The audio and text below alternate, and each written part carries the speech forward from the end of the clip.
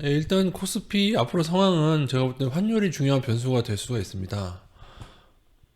여러분도 아시다시피 우리나라는 수출로 먹고 사는 나라인데 환율이 지금 계속 낮아지고 있는 상태죠. 1120원대에 진입을 해 있습니다.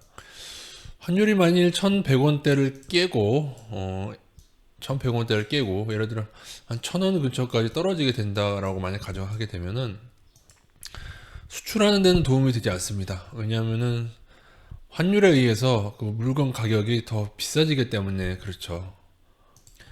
환율이 1200원일 때와 환율이 1000원일 때 똑같은 우리나라 가격으로 똑같은 물품을 수출을 해도 가격은 이때가 훨씬 비싸게 되고 1200원대가 더 싸게 되죠. 그래서 가격 경쟁력이 생겨서 수출이 훨씬 더 많이 일어나게 됩니다. 환율이 만약에 계속 예전보다 낮게 유지가 된다면 아무래도 수출, 특히 반도체 수출도 마찬가지고 타격이 있게 될 것이고요. 이건 사실 코스피, 코스닥 할 거 없이 다 해당되는 얘기죠. 그래도 코스닥은 시총상위가 제약주인 반면에 코스피는 시총상위가 삼성전자, 하이닉스, 반도체거든요. 그래서 만약에 환율이 계속 더 낮아진다고 한다면은 앞으로 우리가 보겠지만 높아질 수도 있겠지만 저희가 계속 봤을 때 만약에 4, 4분기 돼서 계속 낮게 유지가 된다면은 4, 4분기부터 또 내년부터 우리나라 실적이 좀 떨어질 수 있는 가능성을 염두에 둬야 됩니다. 그건 이제 코로나랑 이제 연관이 돼서 지금은 이제 코로나 초창기라 자택근무하면서 오히려 반도체 같은 소비가 오히려 늘고 뭐 큰 TV나 컴퓨터 같은 거 집에 두고 해서 LG도 가전이 뭐 대형 TV 같은 거 양호하죠. 근데 코로나의 여파는 당장 나타나는 건 아니지만은 이후에 상업부동산이 하락하게 되면서 이런저런 문제들을 야기시키게 됩니다. 그래서 지금도 꾸준히 진행 중이지만은 식당을 개업하신 분들이나 많은 분들이 지금 이미 어려움을 겪고 있는데 그 어려움을 겪는 사람들이 점점 늘어나게 됩니다. 이런 사람들이 점점 늘어나면서 시간차이긴 하지만은 서민들의 생활이 점점 더 어려워질 수밖에 없어요. 코로나가 장기화되게 되면은. 그러면 막말로 우리가 쓰고 이런 모든 것들이나 뭐 아이폰을 비싼 핸드폰을 산다거나 이런 것들은 향후 줄어들 수밖에 없고 그래서 시차를 두고 경기 둔화를 일어나는 것이죠. 그래서 어떻게 보면은 전 세계 기업인이나 투자가들은 백신이 빨리 나오기만을 기다릴 수밖에 없어요. 그래도 만약에 백신이 내년 초에 나온다는 기대감이 있으면은 1년에서 뭐 2년까지도 죽어라 버텨볼 수는 있겠죠. 그러나 늘 말씀드리지만 전문가들은 코로나 바이러스가 그야말로 바이러스이기 때문에 백신이 나온다고 해도 독감 예방 주사 정도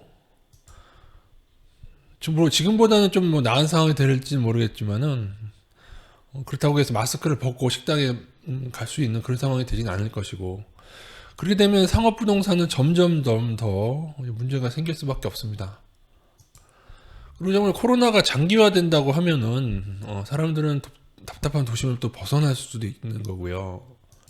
저도 요즘에 사과밭에 가는 게 좋습니다. 왜냐하면 사과밭에 가면은 뭐 할 일도 있지만 하늘도 볼 수 있고 그런 거잖아요.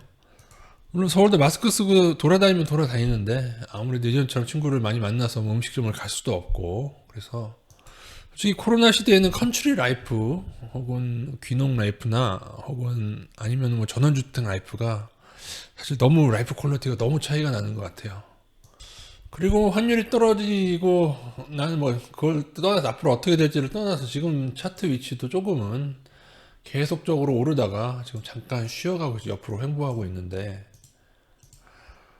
지금은 일봉상으로는 파란 선 이번에 오를 때 한 번 더 깨지 않은 선을 깬 상태로 좀 길게 유지가 되고 있죠. 이만큼 이 기간만큼 일주일 넘죠.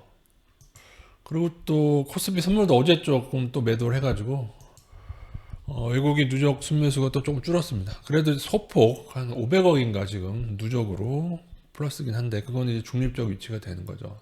지금 코스피를 보면은 딱 이런 위치 같습니다. 지금 선물도 그렇고 자 안심하려면 여기 위를 뚫어줘야지 안심을 할 수가 있고요. 반대로 이 아랫단마저 꺾이게 되면 추가로 나중에 급락할 수도 있는 위치입니다. 뭘 어디로 갈지는 알 수는 없습니다. 미리 예측할 수는 없는데 그러면 이 중심선, 이 추세선 아래에 있다는 것의 의미는 이렇게 설명하면 될 것 같아요. 어떻게 보면은 차트라는 것은 그 사람이 남겨진 발자국이나 어떤 그런 행적을 통해서 그 사람이 저쪽 광주 쪽으로 갈지 아니면 부산 쪽으로 갈지를 정하는 게 되겠습니다.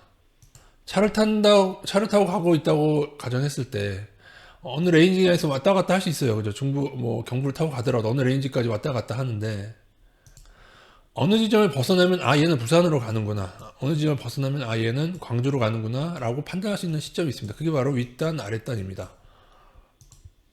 그 박스권 와중에 이 두 기어로 하는 박스권의 와중에 중심선에 해당하는 게 바로 이 추세라고 봅니다.